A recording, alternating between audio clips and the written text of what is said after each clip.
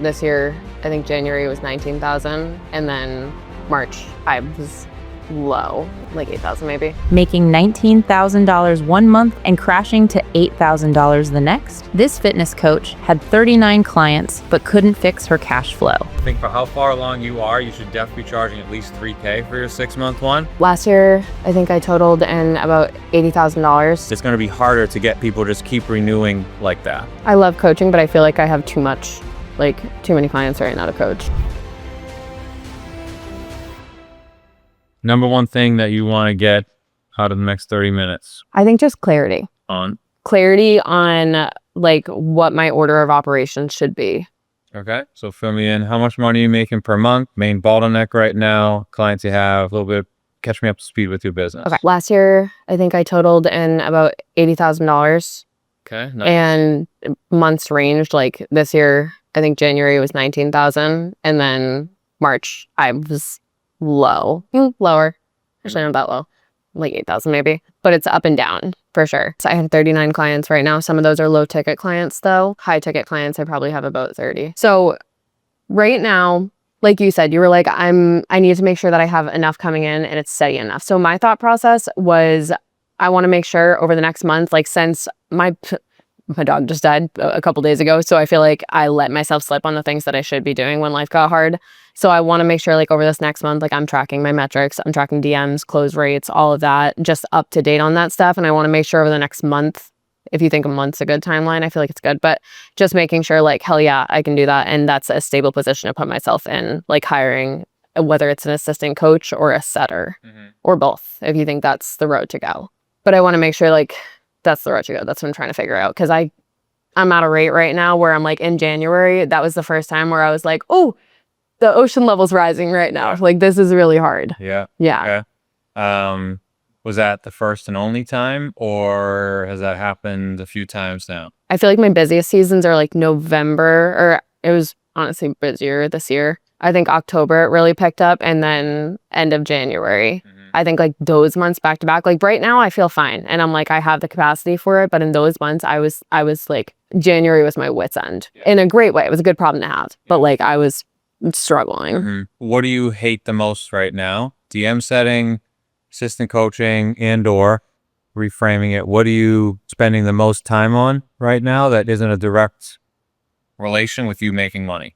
I love coaching, but I feel like I have too many clients right now to coach. Okay. Like coach, I was telling Amelia the quality. Like I want to make sure that my quality stays there. So I think that's going to solve that issue, just having somebody. But that's another question too. Is like, how do I train somebody to make sure like I'm such a micromanager that I'm like, I know I do my job well and I want to make sure I'm the one to do it. Yeah. So I told Marissa, and I tell everyone, if once you get to about 20, 25 clients, you should definitely start looking for an assistant coach, high ticket. Yeah. I think you asked me pricing. So you pay them $100 per month per active client. If you give them a 3-month contract client, they get $100 for those 3 months, so $300 total. That's enough. Yep. Okay. That's why it's a volume play. Like no one's going to stay with you if you're only giving them one client a month. What's the minimum for that? Like would 5 clients be enough for that? Because ideally I would love to like give somebody 10 clients right now and then just go fam getting people on board. That's how you hire is like, is this a part-time thing you're doing? Do you want to do this full-time? Yeah. Once you get to about $5,000 a month, you can put them on payroll and like pay them as a employee, or for now it'll be a contractor, which would be, they have a 50 client roster, give or take. But you incentivize them. So they start at $100 a month. If after 3 months they get the client to continue on a back end offer, bump it up to $125 a month. Okay. They continue again, another $150 a month. So every time they get a new package, you give them $25 extra per month. Now the key thing is that you have to teach them retention. People become assistant coaches because they don't like admin work and they don't like sales. So you have to drive this, and every single time you meet with your assistant coach, that this needs to be something that is a top priority after getting clients results. Okay. Because they won't focus on it. So what's your process with that? Like Amelia was telling me too, like, and we were talking about it since I have so many clients right now. I feel like I've had small mistakes where I'm like, not even like mistakes, but things that I know I could do better in, but there's so much right now to handle. So with teaching the assistant coach, like what structure do you use to be like, I want to make sure that this client's on track, I'm checking in enough, like all of that? So we have a weekly meeting cadence. So I meet with my assistant coach once a week, and we had this form. Can't find the original one, but essentially this is what we do. So I meet every week, we color code. So if it's green, things are going well, they had a great check-in. I have the start date, when their next phase ends, graduation date. So I'm always know, okay, did this person get a client, like a retention offer yet? If they only have 1 month left in the program and my coach says, no, we haven't talked about retention, getting a slap on the wrist. That's not good. Yeah. Current weight, starting weight, so I can track their progress all the time. They fill this out weekly. Okay. Difference from their last weigh-in, last progress photo, and then a little blurb of notes. Okay. If they're doing red, they didn't check in. If it's a yellow or a blue, it was like, they checked in, but it was a so-so check-in. It wasn't like amazing. Yeah. So this is how we track all the progress week to week, and we go over it. So that way you stay on top of all the clients still. You just make sure people are having good check-ins, they're losing weight and getting results, and that we're keeping a pace on when they're graduating to give them a reoffer. Okay. You say that it's like not a good check-in. What do you mean by that? Like they didn't really give it a lot of detail. This program isn't working for me, or I gained 5 pounds, or I didn't do anything this last 2 weeks and I overate and stuff like that. Okay. And that's how you keep quality control on your clients. So it's not like you're just in the dark with everybody. Yeah. Just you have that written down there. Okay. Yeah. I feel like as I've like gotten more clients, I do like the weekly check-ins, but I don't have something like that where I'm like truly being like, okay, like I look at last week's check-in and that's how I figured it out. And I look at like last week's macros and everything and I compare like that, but it's just like not in front of me like that. Yeah. So you want that sheet so that way because oftentimes what could happen is, a client's end date starts slipping up, or a client hasn't lost weight in 5 months, 5 weeks, and you have no idea. Yeah. So that way you're always keeping track, and you also know when you can go in and do it yourself. Yeah. Meaning if someone hasn't heard from you in 3 weeks and they're not losing weight, give them a little extra nudge or a check-in. Yeah. Or if sometimes I have my assistant coach saying, hey, Shauna missed her check-in 3 weeks in a row, I will then reach out to Shauna and say, hey, what's going on? Okay. So like Shauna knows that I'm still talking about her and keeping her in my mind. Mm-hmm. Okay. And with like hiring a coach, how did you do that process too? LinkedIn, Indeed, Upwork. Although I think the best place is going to be within your network, like an Instagram story of a job post, Okay. an Instagram feed post, a coach of a friend of a coach. Oh, Start there. I actually have ideas in my head now. Yeah. Okay, perfect. Cool. The DM setter. What do you think about that? Like, do you think take this off my plate first? Like the assistant coach is the biggest fish to fry, and then because I because DM setting makes you money. Yeah. So like, at least for me, the things I want to delegate the last are the things that directly make me money, because no one is going to do it as good as you do. Yeah. No one knows your business like you. No one's going to care as much as you. Okay. Although it's the thing that sucks and no one wants to do, hang on until you get your AC. Okay. Yeah, I think that's good.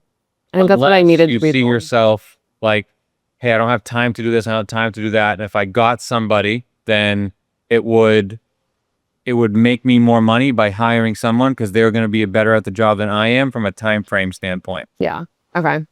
No, this literally talking about the assistant coach feels like a slight weight lifted off my chest right now. So I think that's the direction. Perfect. DMs I hate, but I will still do. There you go. Okay. The other thing I was curious about is Elite 360 and Go High Level. I don't know like which one to lean towards and what they entail. I don't even think we ever talked about it when I was in the program. So I'm curious about those. And Peyton was saying he was interested in Elite 360. So we'd like to be on the same programs if we can, but like what one would be better for a fitness coach? Same thing. Elite 360 is just a white labeled version of GHL. So you have GHL, and then people basically customize and think of Trainer Eyes. Yep. GHL is Trainer Eyes. Okay. Elite 360 is trained by Erica. Okay. Coached by Erica. Yeah. Right. Gonna botch it again? So that's Elite 360. Okay. And what is that even used for? Like I have no idea. Your calendars, your application forms, Okay. pipelines. You keep track of where all your leads are. Like, for example, someone books a call with me, they go in the booked call column. Once someone has the call, if they didn't close them, they go in the not closed column. that automates a workflow that I want to follow up with those people. Cool. Okay. Fill out an application. So you organize all your people that way. That's where you build out all your websites and your funnels. It basically has a built-in ManyChat in there. It's your whole business ecosystem that allows things to run on the back end that directly make you money. Emails, SMS, stuff like that. Okay. Cool. Okay. And you think, going back to the assistant coach too, do you think that's a good plan? Like go for the next month and see like what would you say is like a good... It's going to take you time to find a good one. So don't be in such a rush true. to hire, right? Okay. So I'd go right now. I've liked the job posts, are interviewing now. Hire slow and fire fast. So don't be like, oh my God, last position you want to be in is holy moly, I need to stop taking clients till I find assistant coach. You ain't going to rush to find the AC. And your brain's going to try to convince you that they're a great fit, even when it's really not, because you know you need one. Versus give yourself time to find a really good one where the pressure's not on. And so that way you can slowly just start interviewing and then find an amazing fit. Okay, cool. How many did you go through to find a good fit for you? A lot. Yeah. I'm very picky. Yeah, I was going to say, we're very picky. I really know that. Okay. Marissa. I'm dead for 100. Marissa They're gonna be going scared through of a me. lot as well, but she found a good one. You know, I'm like a little angel, but also like when it comes down to it, I'm like, this is my baby. Like, what are you doing? Starts tweaking. Yeah, literally. Okay, and then on the other end of that too, like we were saying, like we want to make sure that I'm 100% bringing in enough. Like, you mean if they have, like, if I can give them 5 clients, do you think that's enough? Forever? No. If you can like start What's with like 5 clients, yeah. But like again, it's depending on what they want and what you want. So do they want a roster of 50 people and make this a full-time thing? I only want a roster of 10. So set that expectation in your job description.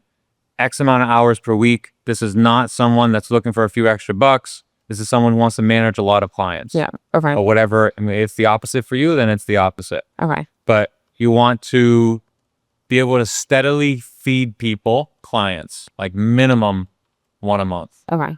The only time that you really pop in is if they're in the red zone, like for those clients, or do you still pop in? And when there's close to like retention or graduation. So one thing I always tell people, your new clients remember the very beginning and they remember the very end. That's what dictates their experience. The things in the middle, not that you should just forget about them or not care, but that doesn't dictate whether or not they're going to give you more money or continue with you. So when it starts getting close to like, I know we're going to pitch them, I'll start reaching out and give an extra effort on top of what we're already doing. Yeah. But yes, if a client's struggling, I'll reach out. I used to try to get on a call with everyone at least once every 6 weeks. As we scaled, that just wasn't feasible anymore. Yeah. I'll now just send them a quick text. Hey, milestones. Saw you lost 20 pounds. Congratulations. Super proud. Cheering you on from the background here. Let me know if there's anything I can do for you. Okay, cool. The other thing I was curious about was the low ticket school program. What does that look like for you? Like I know you said it's like parts of your fat loss program, but do you have like sections of like videos that you're talking, or is it like... So it's for macros? For next gen CEO, I have it. I don't have it for fitness. Do you have any ideas for fitness? Yeah, so I would just go like make a section on nutrition, talk about proteins, carbs, fats, Okay. how many calories are in each, how to calculate your own calories and macros, best foods to eat for each of those macros, grocery lists, etc. Then a workout section, how to build your own workout program, top 5 exercises for each muscle group, mindset around working out, how to stay consistent. Then maybe you have a time management section, how to make time for the gym, a meal prep section, how to meal prep. Give them all the information so that way if they were to follow it, it is impossible for them not to see results. Yeah. Under every single video, you have a link. Schedule a free one-on-one consultation for coaching and just drill that in their brain. And eventually when they're like, wow, I need more than just info, I need accountability. Yeah. You have that. Okay. I also tease it a little bit where I'll have a section that's locked and it has a lock on it. And it says for one-on-one coaching clients only. So mentally, that's people want what they can't have, right? They want the VIP status. And so people are like, how do I unlock that? Oh, here, schedule a call with me. I remember you had that on the mastermind. Exactly. Okay. In the low ticket group, schedule one-on-one consultation calls after like their first month. That's basically a sales call for you, but for them, it's just like a strategy help call. Okay. And then you try to pitch them on that call. Okay. Do you still call it strategy calls? Strategy call. Yeah, that's basically what I call it. Do you have anything that like popped out to you that like you see me missing or doing or anything like that? From a content standpoint, I think you're still posting content similar to how I had you post it way back when, and it has definitely evolved. Yeah, doing good. And you've done really well. I think you're still missing, whether it's a lack of knowledge or just not doing it or time or whatever, like more directly calling your ICA and middle of funnel type of content. Okay. Like I see a lot of the B-roll. I don't see a lot of your talking to the camera videos unless you do ones talking in the car. Yeah. Yeah. So that's what I see. Take that and make it more entertaining. Okay. It would be way more engagement. You'll get your message across. Okay. You can do those car ones, but almost do those as like, I just want to get this off my chest. It doesn't count as a post. Okay. But take what you talk about in your car and make it exciting. Use props, right? So like maybe just pouring. Hey, if you wouldn't spill something and pour the rest on the floor, right? So why, if you miss a workout, you skip the entire week? Example, things like that. Entertain while you educate. Okay. I like that. Yeah. When I was talking to somebody, I've talked to a lot of people about this. It comes down to like, holy shit, there's so many areas to cover that the creativity, I'm just like, let's just get it done in the car. It's messy consistency. I did start doing, not that though, like with the props, but more so I did like the olive oil one where I was like, this is a tablespoon of olive oil. This is blah, blah, blah. And it did pretty good for talking. So it's a good tip. Yeah. Okay, cool. Yay. I feel really good. Good. I don't think I honestly have any more questions. I feel like I covered everything, which is amazing. Freaking awesome. Do you track retention? No, I don't, but I honestly don't have many clients that stop. Okay. What is your retention offer? What's your front end offer? How much? And then what's your back end package? Front end offer, like each of my packages. What's your most popular package? 6 months, which is $2,800. Okay. After 6 months, hey, I want you to continue. How much is it? It's the same price. Another 28? Yeah. Okay. So you want a back end offer. So you want to get them to commit for another 12 months at almost double this price, just a little bit less. Okay. Increase LTV that way. And then after this, you have a month to month offer where eventually you'll wake up with 10K every single month from $200 a month subscriptions. Okay. So we set up a whole retention back end offer for you, how to sell that, when to bring it up, certain milestones. Cool. And making sure we plant the bug so that way this isn't a surprise when you ask them. It's just they already expect to do it. Yeah. But pricing it and getting them on a longer commitment is the way to do it. Don't just keep doing this. This is because they were skeptical in the beginning. This is because now they trust you. And then this is because they love your community so freaking much they don't want to leave you. But I like it. I like the vibe. Okay. But isn't it better? Like I have somebody who signed up for 3 months. I think she's on her 5th 3 months right now. So I'm like, that makes more money. Yes, but I would rather certainty. So I will rather work for $100 a month less and know I have you for 12 months and there's nothing about it. So like that, at least in my world, very rarely happens where it's just 3 months after 3 months after 3 months, unless she knows that she's getting a bargain and you're not charging enough for 3 months. Yeah. Okay. That usually happens when people are charging like $900 for a 3-month program. Not saying you are, but I would rather that certainty of having that 12-month commitment versus, okay, I don't know if she's going to drop off again after 3 months. Okay. That doesn't happen all the time, especially as you start increasing prices. Think for how far along you are, you should definitely be charging at least $3K for your 6-month one. Okay. As we keep increasing, you get better at sales. It's going to be harder to get people to just keep renewing like that. Yeah. So the lesser per month investment, although it's overall more, will sound more appealing to that person. Okay. Because you're saving significantly higher amount of money. Cool. Okay. Yeah, I like that. Cool. Okay. Yep. Cool. Last part of legacy is you come to the next retreat for free. Come on.